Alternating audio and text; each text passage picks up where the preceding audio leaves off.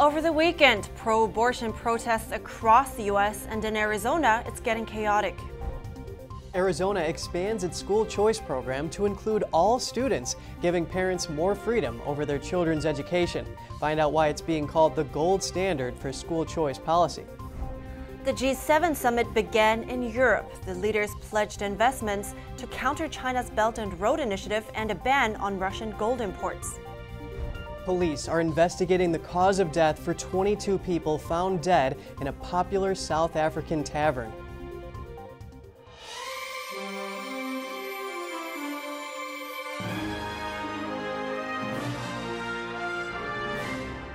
Good morning. Welcome to NTD Daybreak. I'm Kevin Hogan. Good morning, and I'm Evelyn Lee. Today's Monday, June 27th, and we just made it through the first weekend after Roe v. Wade was overturned by the Supreme Court. And in response to that, pro-abortion protesters and pro-life supporters gathered in some cities.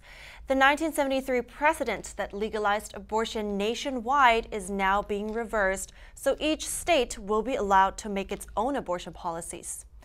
Demonstrations outside the Supreme Court building in Washington showed a clash of different viewpoints. Some expressed anger with the decision, while others celebrated it. Crowds gathered in downtown Atlanta and Detroit, and in St. Louis, protesters marched in the street. Now, Missouri, among a dozen other states, have so-called trigger laws in place. They're designed to snap into effect after Roe v. Wade was overturned. In Missouri's case, abortions are now illegal except in cases of a medical emergency. It also means that physicians in Missouri that perform abortions could face felony charges punishable by up to 15 years in prison. The Supreme Court ruling is expected to lead to abortion bans in over 20 states, although it's yet to be seen how many and when any new laws will be implemented. And in Phoenix, Arizona, protesters started kicking and banging on the glass doors at the State Senate building. After the protests stopped being peaceful, police fired tear gas to break up the riot. Demonstrators then moved across the street. NTD's Jeremy Sandberg has more. Protests were broken up after members of the crowd repeatedly kicked the State Senate building's glass doors. Police in riot gear were stationed at the front doors to stop anyone from entering. Inside, state senators were voting on issues like water, environment, and public education. Candidate for Arizona Governor Kari Lake questioned why no one was arrested for trying to breach the Senate building Friday night. After the air quality in the building worsened in the Senate chambers from the tear gas outside, proceedings were moved to another room of the building so senators could finish their work. In a tweet, State Representative Justin Wilmoth referred to the scene as pure chaos.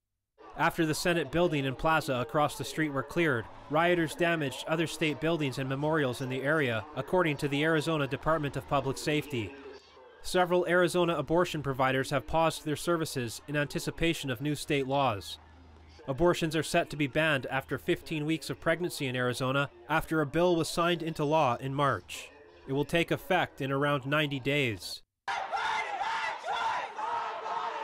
Some arrests were made Saturday night after fences around the Capitol building were torn down.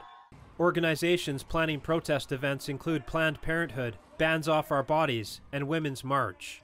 Jeremy Sandberg, NTD News.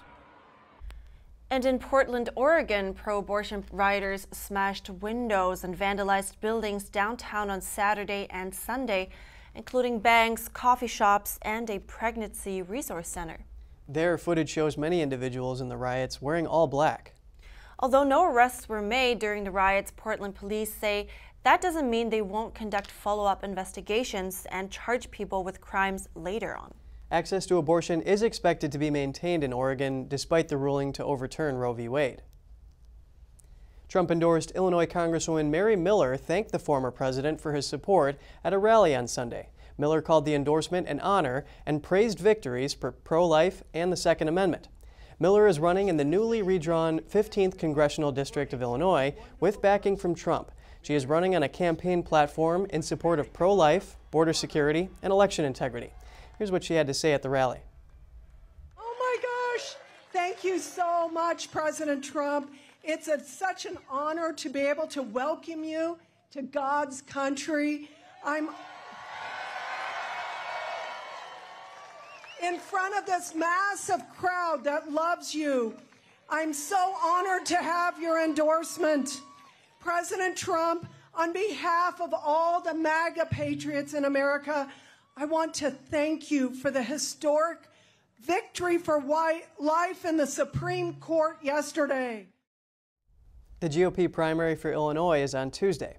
South Dakota Governor Kristi Noem is introducing a bill to ban telemedicine appointments. That's to prevent women from obtaining prescription abortion pills through the mail and online. South Dakota is one of the states that enacted a trigger law as well that bans most abortions on Friday. And some states are taking matters into their own hands. Arizona is expanding its school choice program to include all students. The program gives parents the freedom and flexibility to choose how their child is educated. The state's Empowerment Scholarship accounts are also known as Education Savings Accounts, or ESAs. Originally, ESAs were only for students with special needs, but have expanded to include other categories of students over the years. Now they will cover all students from kindergarten up to grade 12. The bill passed will provide $7,000 per child to use on schooling. Families can use ESAs to pay for private school tuition, homeschooling, online courses, tutoring, textbooks, and more. Public schools will benefit from the funding on a per-pupil basis. Arizona will become the gold standard of school choice policy once the bill is signed into law, making it the #1 state for educational freedom and parental rights in education. And coming up, G7 leaders pledge to raise $600 billion in funds to counter China's multi-trillion-dollar Belt and Road project. They're doing this to finance needed infrastructure in developing countries. And President Biden and his G7 counterparts are expected to announce a ban on new imports of Russian gold. The measure is aimed at further weakening Russia's ability to finance the war in Ukraine. We'll have all that and more for you right here on NTD Daybreak.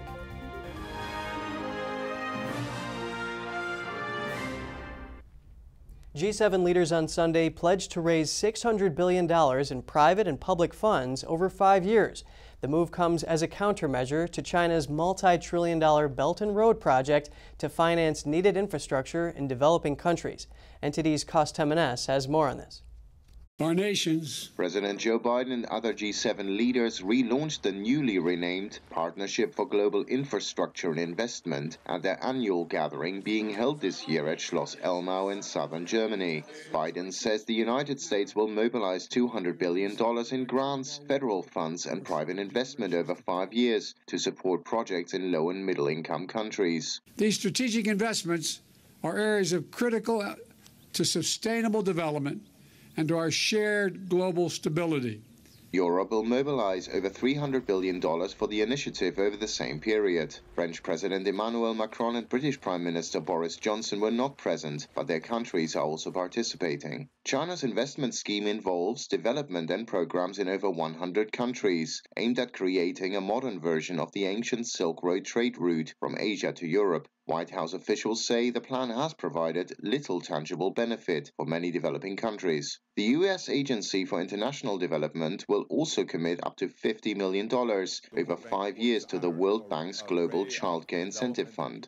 G7 countries on average provide only just over 0.3% of their gross national income, less than half of the 0.7% promised in development assistance.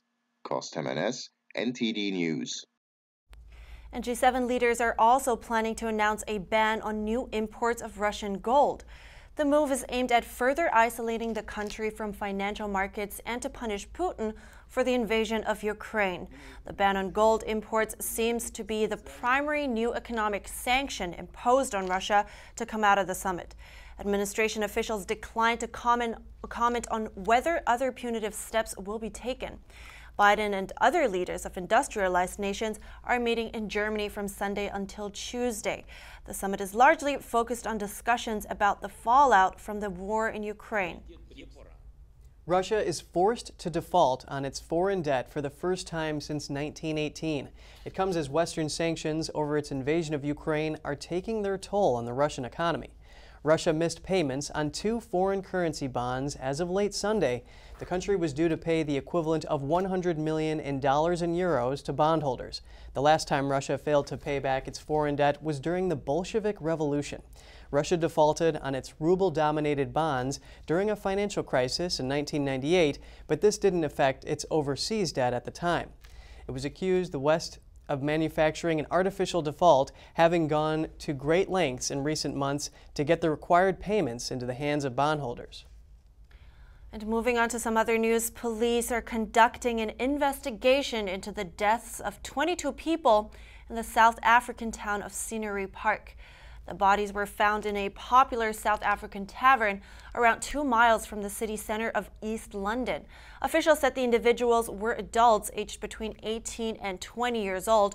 South African Broadcasting reported the deaths could be a result of a possible stampede, but so far the exact cause of death is undetermined, and there was no autopsy yet. Police have cordoned off the area and will continue investigations. Burma, also known as Myanmar, is one of the world's largest manufacturers of narcotics. On Sunday, Burma officials set fire to over $500 million worth of drugs. The nearly $650 million worth of drugs were burnt in Burma to mark the annual International Day Against Drug Abuse and Illicit Trafficking. Drugs included in the blaze were heroin, cannabis, meth, and ketamine. Precursor chemicals that are used to create synthetic drugs were also burnt in the fire. During the ceremony, officials emphasized that while the production of opium is in a decline, there is a rising challenge of synthetic drug production. And up next, pig races at the New Jersey Fair. This little piggy is racing his little heart out, so don't go anywhere. We'll be right back.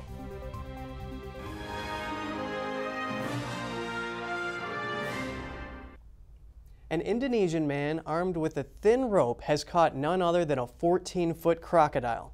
Usman is a 53-year-old Indonesian man from the South Sulawesi province. He caught the reptile with 9 feet of rope. The man said the crocodile had been roaming around the village for 2 days and that it would be too dangerous to let the crocodile remain free. He said its presence meant they couldn't go into the rice field, and because of the danger it posed, he had to take the chance to catch it. The crocodile has been relocated to a less populated area. Over 40 years ago, Wayne Rozier brought pig racing to the New Jersey State Fair.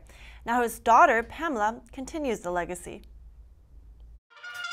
43 years of pig racing, and it's still as exhilarating as ever. 180 feet of track, 3 races, 15 pigs. The winner takes all at Rozier's Royal Racers at the State Fair Meadowlands in East Rutherford, New Jersey. So this year we have 3 different breeds of pigs racing, 15 pigs in total. The first heat during the show that you'll see are what we call a Meishan. They actually originated in China. They weren't imported into the US until the late 80s, and they have a really unique look. They have a very, very unique look for a pig, a very wrinkly face, and they have like kind of bony hips. They look unusual, but that's true to their breed. The second set of pigs you'll see race are your everyday farm pig. They're a Yorkshire pig, and those guys are quite a bit faster. And then the third race, the main event, are a Vietnamese pot-bellied pig, and those are the main event, and they burn up the track. If it wasn't exciting enough to watch these cuddly creatures hash it out for top pig, with a little luck you could be nominated to be the pig's representative. If the pig wins, you could win some prizes. It's quirky and it's a little exhilarating to see them take their time around the track. No jockeys, no one chasing the pigs. They don't chase a rabbit. No, the pigs race because they know what the winner gets. A delicious cream-filled biscuit. So they know the first one that gets there is going to get the treat. Everywhere they go before they get there, they get a little bit of a treat. But when they get to the finish line, the first one there gets the most of a cream-filled cookie, and that's the only time they get that sweet thing in their diet is during the show. The rest of the day, they get pretty much as much pig food as they'd like. Dogs may be a man's best friend, but these little oinkers might be giving dogs a run for their money. State Fair Meadowlands will be hosting Rozier's Royal Racers until July 15th. A pair of puppies were rescued after getting stuck for hours in a tortoise den in Yucca Valley, California. The dogs couldn't get out because a 100-pound desert tortoise was blocking their exit. Firefighters tried to coax the tortoise from its underground den with watermelon, but failed. Crews went to Plan B, digging an access hole to rescue the puppies. After hours of digging, the crew successfully got puppies Poe and Finn out of the den. Very cute. Apparently Poe and Finn, the puppies, are 5 months old and they were just curious, so they roamed off. Really? Well, I'm just so glad they rescued those puppies. Absolutely. Very cute story. And that's all today for today's program. Thanks a lot for tuning in. As always, I'm Evelyn Lee. And I'm Kevin Hogan.